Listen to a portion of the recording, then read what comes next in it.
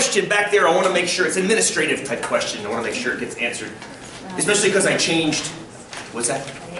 Well, but it's helpful because I changed it a little bit from when I had you guys in 243 about this whole mandatory quiz thing, how you have to turn in 10. So the question was, what if I bomb a quiz? Can I make it up? I think that question was, I make it up later.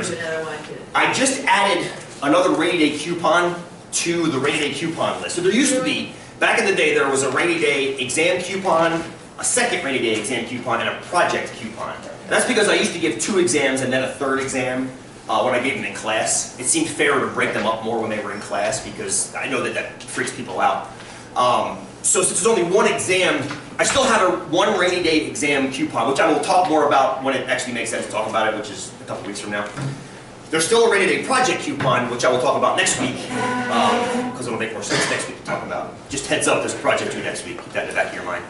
The quiz coupon, though, essentially serves the same purpose as the exam coupon did last term for you guys. So if you bomb a quiz, you get it back. Let's say you get a quiz back and you got a 1 on it. You totally tanked it.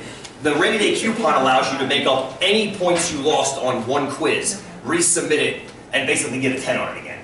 So if you bomb a quiz, you can just let it go and do more quizzes. Because at the end of the term, I mean, you have to do 10, right? Most of you are going to do a lot more than that. I'm guessing you're going to be closer to 20 or 25.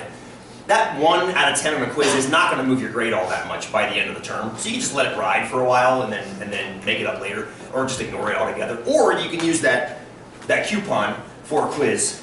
And you can, I didn't put a time limit on it, like it doesn't have to be used for a quiz done that week. You could wait till the end of the term and be like, okay, there's a 1, let's fix that one.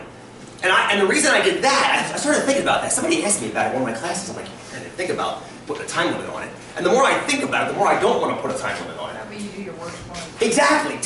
For you guys, that's great because it's your worst one. And for me, as an educator, it makes the most sense because suppose that worst one indicates a topic you need to go back and look at to make sure you bone up on. Well, it's even better to go back like 5 or 6 weeks later when you may have forgotten a little bit, and then you're going to bring it back to the surface, which will help you only more in the rest of the class. So that's how we deal with that. The other option too is if you know you're going to tank one, just don't turn it in. Like if you're holding it in your hand, you're like, well, I slept 5 minutes last night. You know, I got my name right. Just don't even bother. Just put it in your back pocket. You know, ask me questions about it after class or something. You don't have to turn them in. And that's why I have so many possibilities for submission to those 10, those mandatory 10. Cool? Makes sense? Good question. Good question.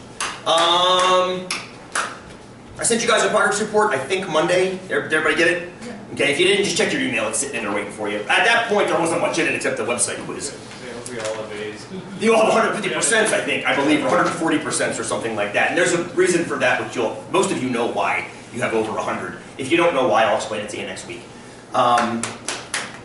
I tried to change them up a little bit this term in that I grade things out that weren't applicable yet. So the only thing that are in black font are what you've already turned in. So you'll notice on the progress report, you'll see like exam 1, exam 2, project 1 sampling, project 2 confidence, project 3 bootstrapping.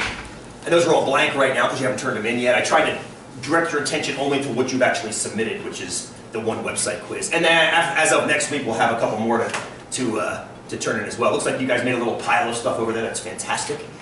I wanted to start today by finishing up that quiz we started in class together last time, which was the real estate prices one. And if anybody handed that in, you might want to go grab it. We're going to chit-chat about it. I want to make sure we're all happy with the solutions that we got from that one. Sorry, I should have said something. So yeah, if you handed that one in, go ahead and grab it. We're going to chit-chat about it. Because we didn't do that last question. I think we did everything except the last question together. And I want to make sure we wrap that up and before we move on even further. Because I want to cast the net further today than we did on Monday. Please, Madeline, yeah.